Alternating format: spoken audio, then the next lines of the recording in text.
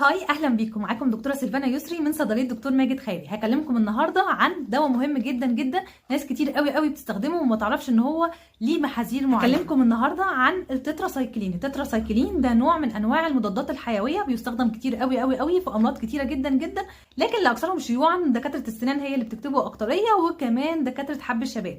وده شكل من اشكاله، لكن انتوا هتلاقوا اسامي كتير جدا تجاريه، لكن الماده الفعاله بتاعتها هي ماده التتراسايكلين. اولا اللي هياخد ماده التتراسايكلين اللي موجوده في علبه زي دي ياخد باله من حاجه، ان مثلا ما ياخدش ولا حديد ولا زنك ولا كالسيوم ولا لبن ولا جبنه ولا زبادي ولا اي منتج من منتجات الالبان في ميعاد قريب من ميعاد الدواء. لازم على الاقل نفرق ساعتين.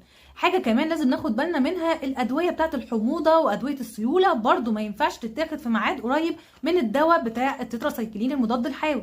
كمان لو انت حامل او بترضعي لازم تاخدي بالك وتقولي للدكتور، علشان الدواء ده